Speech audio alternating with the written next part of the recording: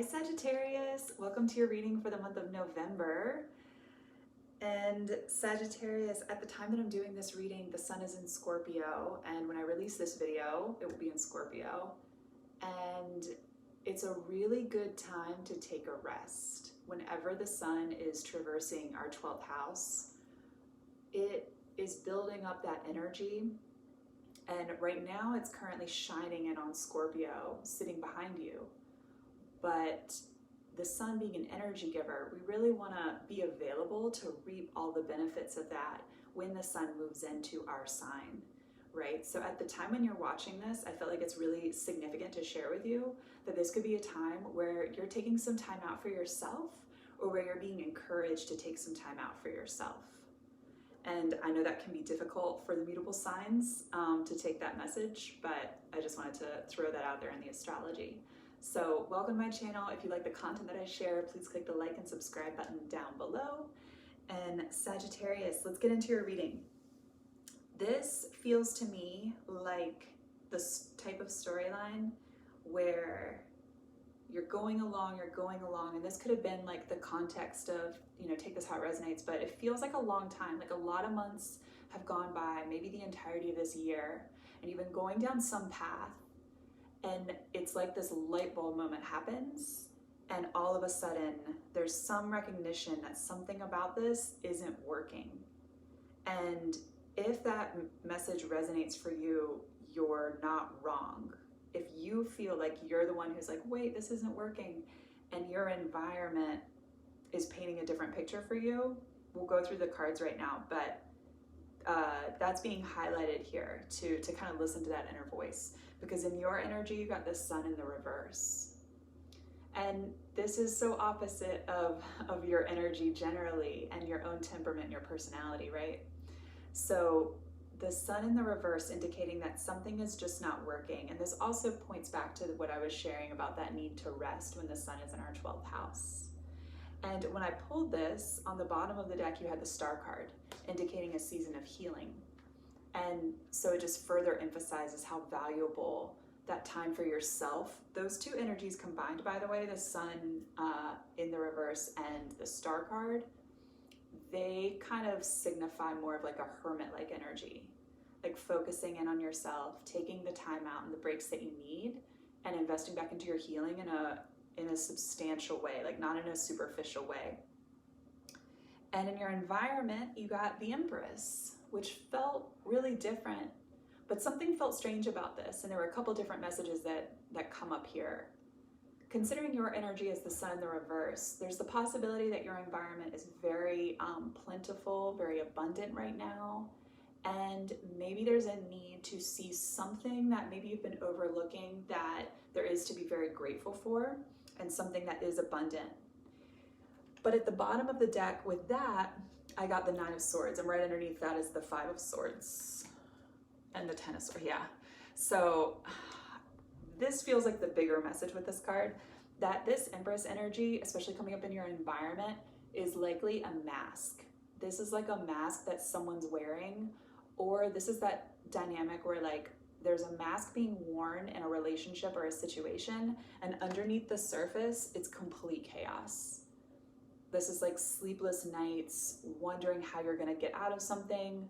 But more than that, it could also be, this just doesn't align, and maybe you're just waking up to, hey, this dynamic, this situation, this job, this relationship, it isn't in alignment with what I actually want. And I feel like this has been a long time coming. Looking at your past energy with the 9-card spread, you got the Ace of Cups. And we always love an Ace of Cups. And I generally really like a Fool card, and that came out next.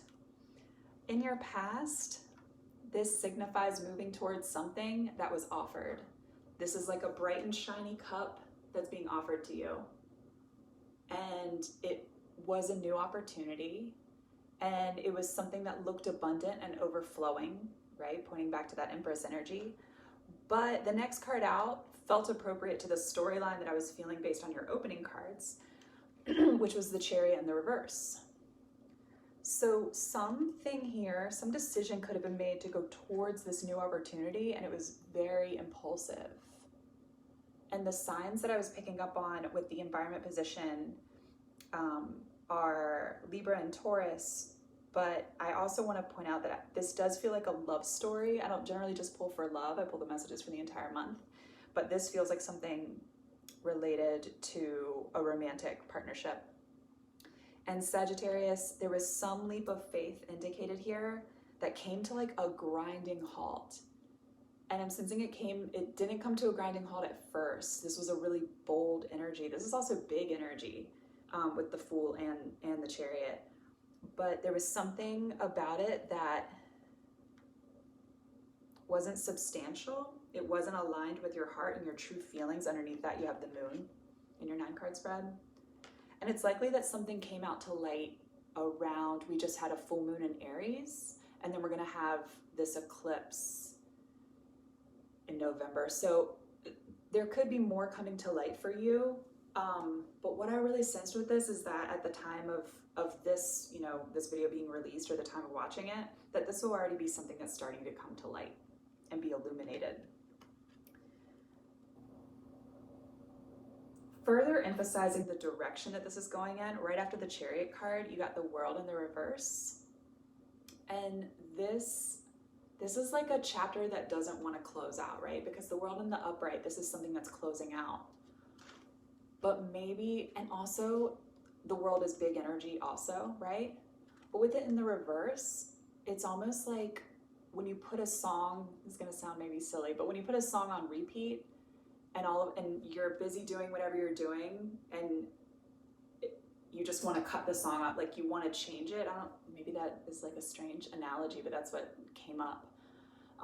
There's something about something on repeat. So what this could be is that you were trying to hold on to a cycle, or someone else was trying to hold on to a cycle with you, even though there kept being all of these opportunities, almost like it feels karmic, like karma coming back around, opportunities coming back around to show us like, all right, here's the door that you could go through to exit, and someone didn't exit, whether it was you or the other person. Obviously, if this is, a relationship, it's both people making this decision to not exit.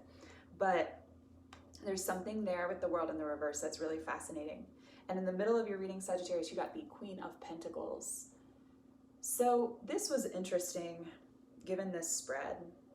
And I think there's a huge piece of advice here. And generally, the middle card is your energy that shows up for me.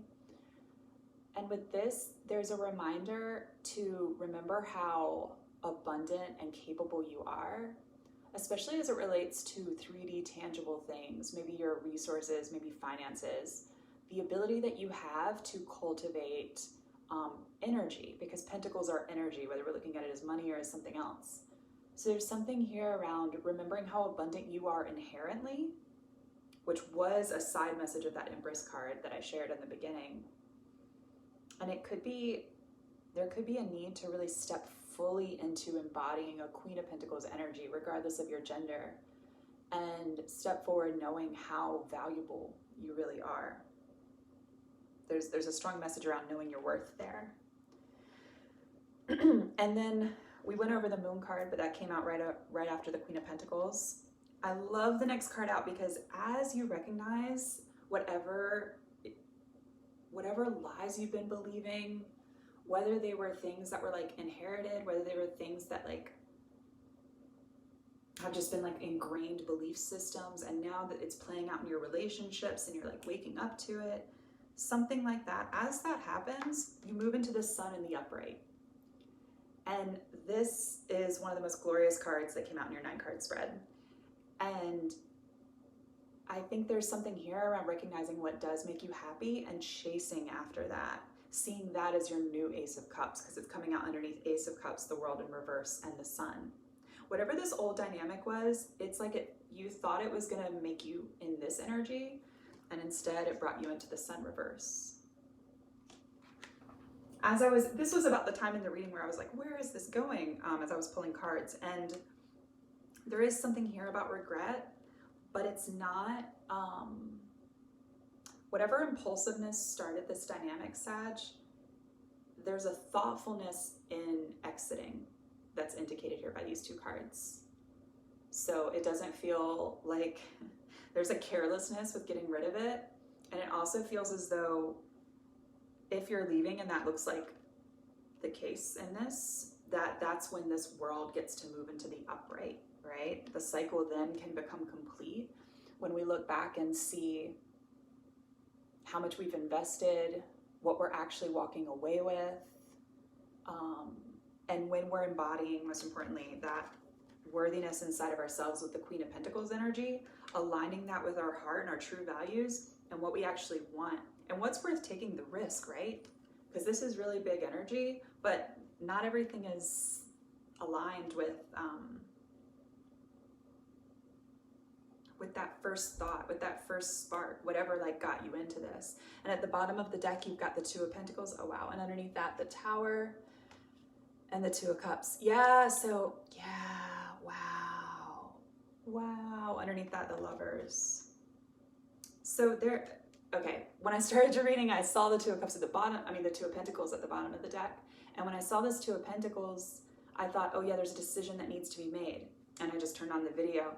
But with the Tower, not surprising to get the Tower given this reading, right? That something has to shift, something has to change. There's a really big, bold energy during this time frame in Scorpio season where it's asking us to be really authentic with ourselves. And these feel together to me, the Tower with the Two of Cups, something like disintegrating, something blowing up, but for the highest good, so that you can align with the Lover's energy, which is a union that makes sense, right? You didn't get the Devil card out here, but it feels like whatever you're walking away from has this attachment that's based in really old wounding and has been, I'm gonna say like passed down. There's something around that. And that whatever you want to align with is actually more in tune with this unified, harmonious, balanced, thinking of all the things that the Devil card is not, right? Like controlling. There's not a need to stay like attached to some dynamic that doesn't work. And from that, you move into your victory. The Six of Wands on the bottom of the deck. The Wands feel really important here because it does feel like an active energy. You didn't get any Wands coming up actually in your reading. That's fascinating. Pentacles, Cups, yeah, like looking at like your feelings, looking at like the tangible and your resources. But there's something about aligning with action. And again, not in that impulsive way, although I think you know that at this point in the reading. And at this point with the storyline as well. Because you're wrapping up a cycle and going after your heart's desire.